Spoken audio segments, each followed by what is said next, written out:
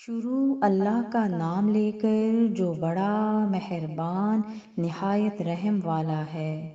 سورہ آل عمران آیت 75 تا 91۔ اور اہل کتاب میں سے کوئی تو ایسا ہے کہ اگر تم اس کے پاس دیناروں کا ڈھیر امانت رکھ دو تو تم کو فوراً واپس دے دے، اور کوئی اس طرح کا ہے کہ اگر اس کے پاس 1 دینار بھی امانت رکھو تو جب تک اس کے سر پر ہر وقت کھڑے نہ رہو تمہیں دے ہی نہیں۔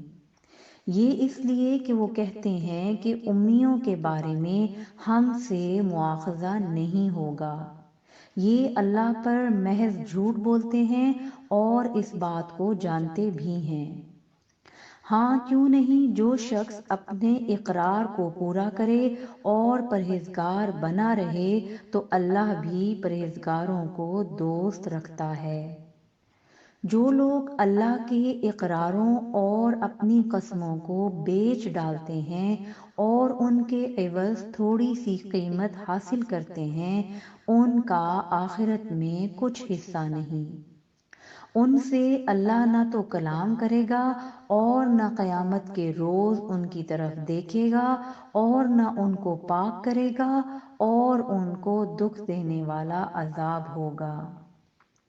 اور ان اہل کتاب میں بعض ایسے ہیں کہ کتاب یعنی تورات کو زبان مڑوڑ مڑوڑ کر پڑھتے ہیں، تاکہ تم سمجھو کہ جو کچھ وہ پڑھتے ہیں کتاب میں سے ہے، حالانکہ وہ کتاب میں سے نہیں ہوتا، اور کہتے ہیں کہ وہ اللہ کی طرف سے نازل ہوا ہے، حالانکہ وہ اللہ کی طرف سے نہیں ہوتا، اور اللہ پر جھوٹ بولتے ہیں اور یہ بات جانتے بھی ہیں۔ کسی آدمی کو شایع نہیں کہ اللہ اسے کتاب اور حکومت اور نبوت عطا فرمائے، پھر وہ لوگوں سے کہے کہ اللہ کو چھوڑ کر میرے بندے ہو جاؤ، بلکہ اس کو یہ کہنا چاہیے کہ اے اہل کتاب تم ربانی ہو جاؤ، کیونکہ تم کتاب کی تعلیم بھی دیتے ہو اور کیونکہ پڑھتے پڑھاتے رہتے ہو۔ اور اس کو یہ بھی نہیں کہنا چاہیے کہ تم فرشتوں اور پیغمبروں کو معبود بنا لو، بھلا جب تم مسلمان ہو چکے تو کیا وہ تمہیں کافر ہونے کو کہے گا؟ اور جب اللہ نے پیغمبروں سے عہد لیا کہ جب میں تم کو کتاب اور دانائی عطا کروں، پھر تمہارے پاس کوئی پیغمبر آئے جو تمہاری کتاب کی تصدیق کرے تو تمہیں ضرور اس پر ایمان لانا ہوگا اور ضرور اس کی مدد کرنی ہوگی۔ اور عہد لینے کے بعد پوچھا کہ بھلا تم نے اقرار کیا اور اس اقرار پر میرا ذمہ لیا، یعنی مجھے ضامن ٹھہرایا؟ انہوں نے کہا ہاں ہم نے اقرار کیا۔ فرمایا کہ تم اس عہد و پیما کے گواہ رہو اور میں بھی تمہارے ساتھ گواہ ہوں۔ اب جو لوگ اس کے بعد پھر جائیں تو وہی بد کردار ہیں۔ پھر کیا یہ کافر اللہ کے دین کے سوا کسی اور دین کے طالب ہیں، حالانکہ سب اہل آسمان و زمین خوشی یا ناخوشی سے اللہ کے فرما بردار ہیں اور اسی کی طرف لوٹ کر جانے والے ہیں۔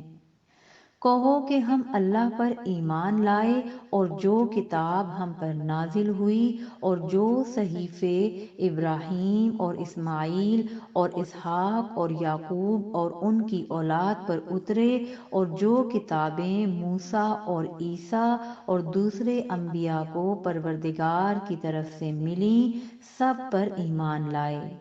ہم ان پیغمبروں میں سے کسی میں کچھ فرق نہیں کرتے اور ہم اسی اللہ کے فرما بردار ہیں۔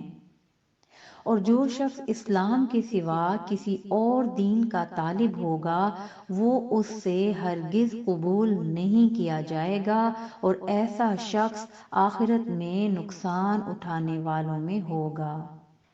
اللہ ایسے لوگوں کو کیوں کر ہدایت دے جو ایمان لانے کے بعد کافر ہو گئے اور پہلے اس بات کی گواہی دے چکے کہ یہ پیغمبر برحق ہے اور ان کے پاس دلائل بھی آ گئے اور اللہ بے انصافوں کو ہدایت نہیں دیتا۔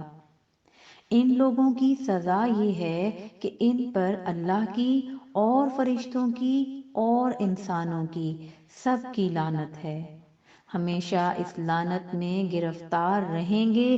ان سے نہ تو عذاب ہلکا کیا جائے گا اور نہ انہیں مہلت دی جائے گی۔